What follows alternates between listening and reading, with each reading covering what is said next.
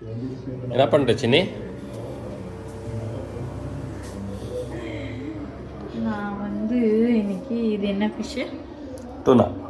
டூனா ஃபிஷ்ஷில் வந்து கபாப் போட போகிறேன். இன்றைக்கி ஒரு வேலையும் செய்யலை, அதனால தான் கிச்சனெல்லாம் இப்படி இருக்குது. தப்பா நினைச்சிக்காதீங்க. இது வந்து டூனா ஃபிஷ்ஷாம், நான் சேலமன் ஃபிஷ்ஷு நினைந்தேன்.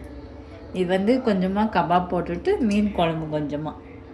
சரி, நீ என்னவோ கேட்டிருந்திய, நீ ஏதோ கேட்டல தாய் லெமன் சில்லி பேசில் ஃபிஷ், அது எனக்கு சுத்தமாக வரல. அதை பண்ணி போய் வேற ஏதோ பண்ணிட்டு வயிற்றுக்குள்ள போயிருக்குது. அதனால ஒரு லெமன் ஜூஸ் போட்டு குடிச்சிட்டேன். வயிற்றுக்கு எதாவது டேமேஜ் ஆகிறதுக்குள்ள ஒரு லெமன் ஜூஸ் போட்டு குடிச்சிட்டேன்.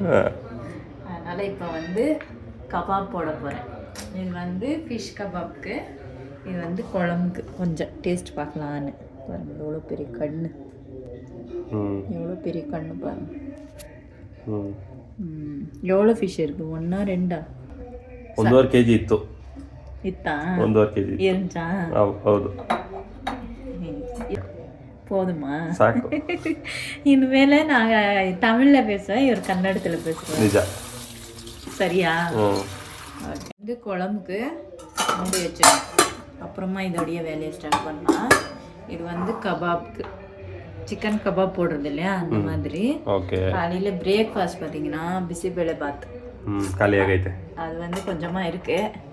அது வந்து மாட்டுக்கோ இல்லை இந்த மாட்டுக்கோ, அந்த இது வந்து வெளியே இருக்கிற மாட்டுக்கோ இல்லை இந்த மாட்டு வயிற்றுலையோ போயிடும். அப்புறமா அது வேஸ்ட் ஆகாது, வாங்கி வச்சுக்கிறது ஃப்ரிட்ஜில் ஸ்டோர் பண்ணி.